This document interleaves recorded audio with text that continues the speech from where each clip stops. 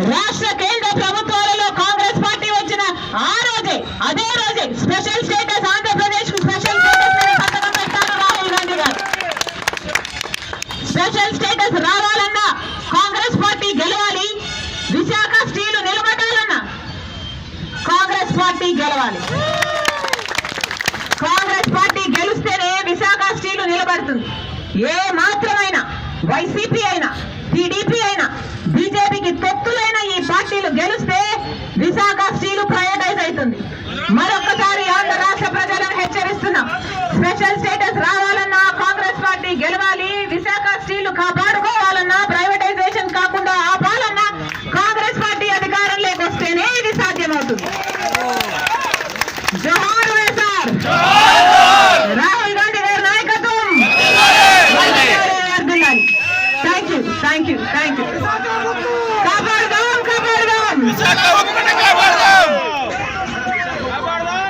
రెడ్డి గారు ఎప్పుడే గాని ప్రభుత్వ ఆస్తులని మన ఆస్తి, ఇది మనది, మన ప్రజలది అన్నట్టు, సొంతం అన్నట్టుగా రాజశేఖర్ రెడ్డి గారు దానికి కాపలా కుక్కను నేను అన్నట్టుగా, ఒక వాచ్మెన్ గా వాచ్ డాగ్ గా ఉన్నట్టుగా రాజశేఖర్ రెడ్డి గారు కాపలా కాస్తే 30 సంవత్సరాలలో అది మళ్ళీ ప్రభుత్వానికి సొంతం కావాల్సింది. దాంట్లో దాదాపు 15 సంవత్సరాలు అయిపోయే వచ్చింది. ఇంకొక 15 సంవత్సరాలకు ఆ గంగవరం పోర్టు మళ్ళీ ప్రభుత్వానికే చెందేది. ఆ వీలో లేకుండా జగనన్న గారు ఈరోజు కేవలం 600 కోట్ల రూపాయలకు, అంటే 70,000 కోట్ల రూపాయలు విలువ చేసే ప్రాజెక్టుని కేవలం 600 కోట్ల రూపాయలు మాత్రమే వచ్చింది ప్రభుత్వానికి. కేవలం 600 కోట్ల రూపాయలకే ఈరోజు అప్పురంగా అదాని గారి చేతుల్లో పెట్టేశారు. అదే కార్యక్రమాలు చేస్తున్నారు ఈ ప్లాంట్ కు కూడా. దీనికి కూడా యాన్సిలరీ గంగవరం పోర్టు. ఆ గంగవరం పోర్టు ప్రభుత్వం చేతుల్లో ఉంటే కనీసం వీళ్ళకి కొంచెం వెసులుబాటన్నా ఉండేది.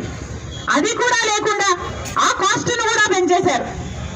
అంటే ఈ ప్రాజెక్టుకు సంబంధించి వీళ్ళ కాళ్ళు చేతులు అన్ని విరిచేసి వీళ్ళని కార్నర్ చేసి హెల్ప్లెస్ చేసి దీన్ని ప్రైవేటైజ్ చేసే ప్రయత్నం చేస్తుంది రాష్ట్ర కేంద్ర ప్రభుత్వం. 7 మిలియన్ టన్నుల ప్రాజెక్టుగా తయారైంది.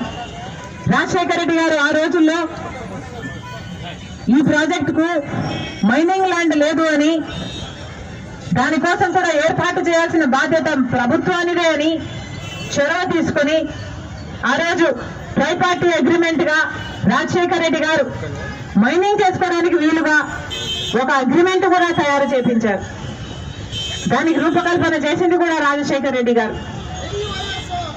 ఆ రోజులన్నీ దాటుకొని, కష్టాలన్నీ దాటుకొని తీరా ఈ ప్రాజెక్టు లాభాల్లోకి వచ్చి, ఆ తర్వాత ఈ ప్రాజెక్టు మంచిది అని దేశమంతా పొగిడేంత వరకు పెరిగి ఇప్పుడు ఇంత సాధించిన ఈ ప్రాజెక్టు ప్రైవేటైజ్ అయిపోతుంది అంటే ఒక మీకే కాదు, ఎంప్లాయీస్కే కాదు, మన రాష్ట్రం అంతా సిగ్గుపడాల్సిన విషయం.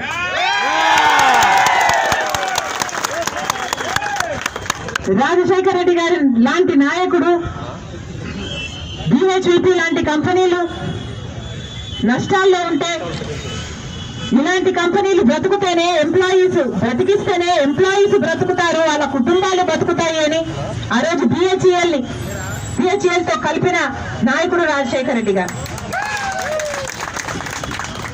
అలాగే ఆ షిప్ యార్డ్ది కూడా